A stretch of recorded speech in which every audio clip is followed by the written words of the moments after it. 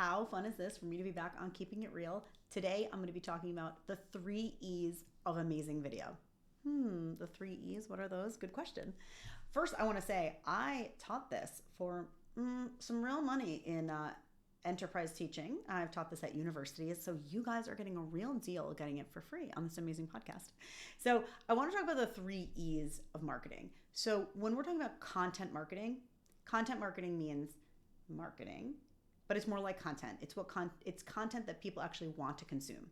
We're not talking about ads. We're not talking about flyers. We are talking about content to bring people into your funnel, to bring them into the know, like, and trust so you can build that relationship with them and eventually work with them. And so when we're talking about the 3 E's, these are the 3 E's of great content. When you're considering what content should I make for my business, for my social feeds, you're looking at the 3 E's, which is every piece of content should be either emotional, entertaining, or educational. I probably said that backwards. Really, most of it is educational, entertaining, or emotional. And when I say that, I mean that's the sort of thing that I'm saying it should make someone feel that. So when you're making a video, you should be focusing on what are you bringing in terms of value. So educational content, that covers a lot, right? Every person has their own perspective. That's why I love working with agents, because every single agent has their own perspective of why they're an agent, what they love about it. So some people love design, some people love the markets, some people love investments, some people love mortgages. And it really is a great way to bring your own unique point of view, because what's educational to one person is not educational or interesting to another, but you're putting yourself out there and you're bringing people into your orbit so they can see you as that expert and get to know you, because you're not selling a home, you're selling yourself. You're selling yourself. So let's talk about what makes good video. So generally, you have to think about, like, why should someone watch this? Like, would you watch this? And I mean, really think about it, because sometimes I see people put out content and I'm like, you wouldn't consume that, would you? So first of all, think about the why of it, right? Is someone going to actually choose to watch this? So the hook comes into play here. The hook is the first 2 seconds of the video. If you don't have them in the first 2 seconds, you don't have them. Second number 15 or second number 30 of your video matters an infinitesimal bit compared to the first 2 seconds. I'm not really sure if I used that word right, but it's a really nice word, isn't it? The first 2 seconds are the most important, and everything after it is very much secondary. We're talking about the hook. It can be the visual or it could be the headline, that first 2 seconds. Ideally, back in the day, when we're talking about like TV and really high quality video made from brands who have tons of money, the very first frame should be super visual, like the most beautiful shot of the most beautiful home you've ever seen, or you on a mountaintop talking. But the truth is, with social media, I think our expectations are lowered, and talking head video, like with just a person talking to camera, can actually still do really well. However, having said that, talking head video needs to have a really, really strong hook.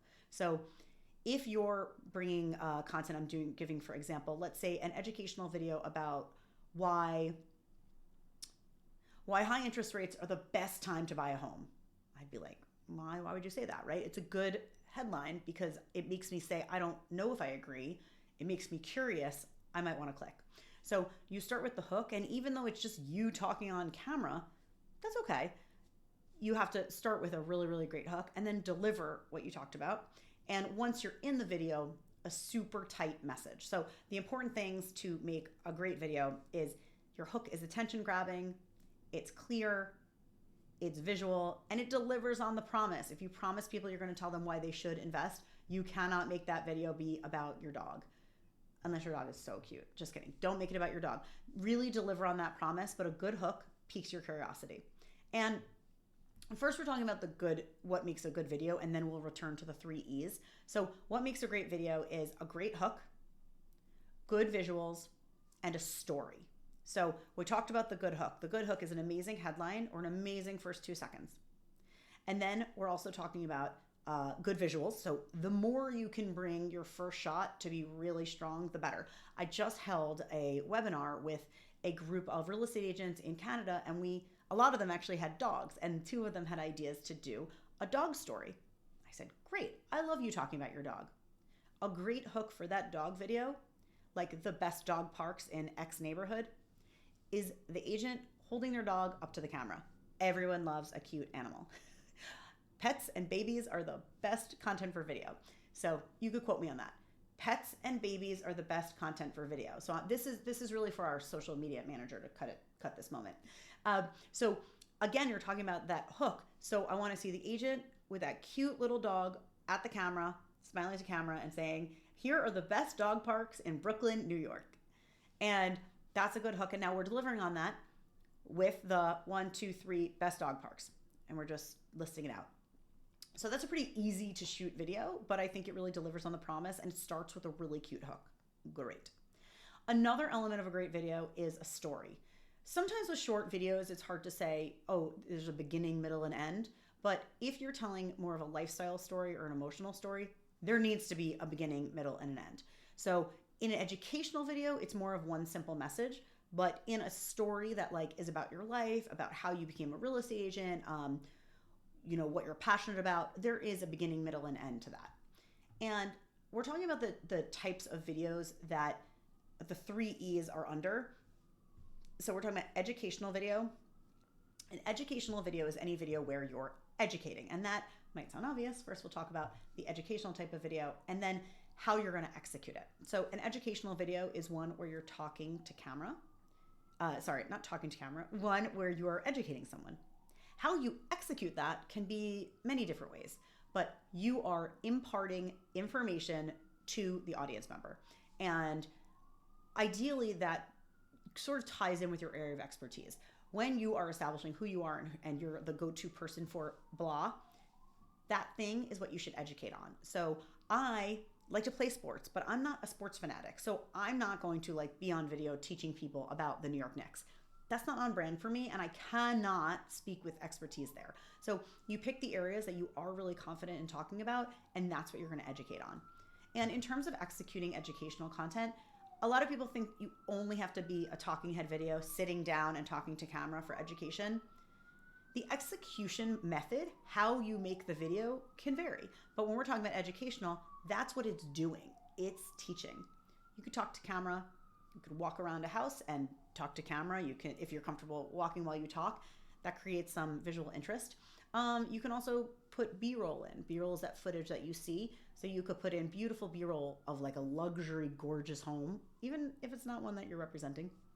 And then you can, put text or voiceover over that, how to land a luxury home in X area, or how much you need for your down payment for a $5 million house or whatever. But you can make the video in a variety of ways, but the angle is that it's educational, meaning that is what the viewer is getting from it. So now we're going to move on to emotional. So if you've ever watched a video where it has that sad music and you grab the tissues, then that's an emotional video. But in seriousness, an emotional video is anything where they want you to feel something. So an emotional video could be why I became an agent. It could be it could honestly, sometimes it could be like a little sad but happy in the end. It's anytime you're sort of storytelling and you want someone to feel something. So how to tell that story, what you generally would see for this type of content, it's struggles, it's overcoming issues, it is personal stories. A lot of people have ups and downs, and for a lot of real estate agents, it's not your first career, maybe it's your second career. So you can bring back those personal struggles from your past. People love getting to know people. I have one agent, she sold Yellow Page ads, and I was like, we're making a reel about this. You sold Yellow Pages ads. That's so cool. So you can bring back interesting and fun stories from your own life. I promise you that is the content that people like to engage with, because you don't always want to be talking about real estate because you're selling yourself. You're not selling your home, you're selling yourself. That it's nice to vary the content and let people get to know you. So that emotional content is done often with, that always has a beginning, middle, and end. You're starting from a certain point and you're ending at a certain point. So for me, I started working for myself because I was a media executive and I loved my career. Like I loved creating TV. I loved creating video for Fox, Inside Edition, Us Weekly, People Magazine. But when I had my second child, I was working in the hospital. And I was like, this is not success for me. I don't want to be working during prime moments in my life. And so that is my why. And I turn that into content.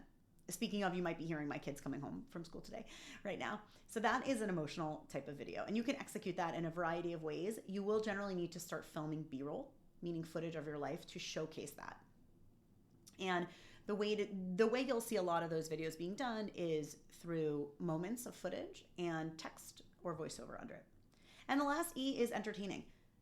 You can entertain people if that's in your genre. Not everybody feels comfortable making people laugh, but I do. Every once in a while, I try to do a pop culture video, or I'll do something where I'm laughing at myself. So, for example, I had a reel where I was trying to do a funny transition, and instead I ended up hitting myself in the face with a snowball. So it was a blooper or an outtake, but I knew that my audience is going to think this is funny. So that is another way you can do it. And then pop culture moments are perfect for that. So I recently, one of my students used the Rihanna Super Bowl moment when she revealed her pregnancy, and she tied that back to her own personal experience of being a working mom and how hard the pregnancy is. And her video wasn't particularly funny, but it was a really interesting take on this huge pop culture moment. And because she had it at the right time, it did really, really well. So connecting yourself to pop culture moments is another way to connect yourself to entertaining content. And I'm going to go back to the pets concept. If you have a pet, I want to see the pet in your video. Pet videos are gold. Basically, every summer when I spend the summers, there's farms near where we are, and I basically make it a point to hold a bunny and smile at the camera holding the bunny. And then I film footage of the bunny running around. And then last summer, actually, we had a vole. I didn't use the content for social media. I should have, I would have. But there was a little vole, which is a mole, crawling in and out of a hole in our basement, in our garden. And so I should probably use that as footage. But animals make great content. Bloopers are good for entertainment. Animals, pop culture, and again, it's a way to vary the content. People do not want to go to your feed and see just listed and just sold. If you've ever heard from me before, you know that I am very adamant that just listed and just sold will not get you to the next level. But as you're thinking about what entertaining content to make, think about bloopers, outtakes from your life, using a pet. Use your pet to give your message. If you want to say, I have a new listing, have your dog moving their mouth and just put in a thought bubble, new listing, 142 Clinton Street, this Sunday, open house, whatever. You could just have fun with it. If it's not a part of your personality, don't push it. Definitely the most important thing is being authentic. But if you are a funny person, I think that it does show people who you are, what it's like to work with you. And that's a differentiating factor. People are working with you. It's a relationship-based business. So the more you can say, hey, this is who I am. And a little bit of personal here is I'm a funny person. Honestly, I took improv comedy in my 20s in New York City. I am funny. And it took me a little bit of time to use that in my professional career in a way that felt natural and authentic, because that is something people get from me. If you're going to work with me as your coach, you're going to get someone who cracks jokes and has fun and is not always super serious, even though I'm very knowledgeable. I have a lot of expertise. I'm, definitely straightforward, but I'm fun and I'm easygoing. So I think it is important to be true to who you are. And if you're more earnest, then be earnest. But if you're fun, let it out. Let it out with this entertaining content. So, all right. I had such an amazing time being on Keeping It Real with you again. My assignment to you is I want you to make a video that is either educational, emotional, or entertaining. I want you to make it, and I want you to tag me. And I will share it, and I will comment on it. I don't know if I've mentioned this, but I love the Keeping It Real audience. You guys are awesome. You have connected with me on Instagram. I feel like a lot of us are social media friends now. But make one of these videos. And if you're struggling with one of the videos, message me and say, hey, I got stuck on this point. Sorry, you're hearing a lot of, it's almost dinner time here, but sorry about that. If you are struggling, let me know what you're struggling with. And you can grab my free tips. I have 10 tips to make awesome video and a bonus download of how to be better on camera. So you can grab those. They'll be listed in the show notes, but you can also grab them from me at kimrittberg.com. You'll see a little pop-up and then you can just grab my free download there. As you go, I'm going to tell you, if you're aiming for an emotional video, make sure to film content of your life. If you want to tell your why, dig back in your camera roll, look back 5 years ago, 10 years ago, even if it's a photo, ideally video, but even if it's a photo, grab your old pieces of content. It will be easier to tell the story in video when you have the content closer in your phone. You're like, oh, you found it. You're not putting it on the back burner to search for. So when you're telling that emotional content, I would say that is the sort of thing that you do really need a little bit of that archival video to tell the story. And if you're going to do entertaining content, get ready for the next pop culture moment. Maybe if you're a big sports fanatic, see what happens in the next, the finals. If your team wins, maybe you can sort of connect it to real estate or just make a joke about it. But either way, feel empowered to try something new and to remember the aspects of a good video. Visuals, hook, and a story. All right, go forth and make great video. And don't forget to tag me at Kim Rittberg, KimRittberg, and keep reaching out. I feel like I have so many new Instagram friends now because of you all. So keep reaching out, and thanks for listening.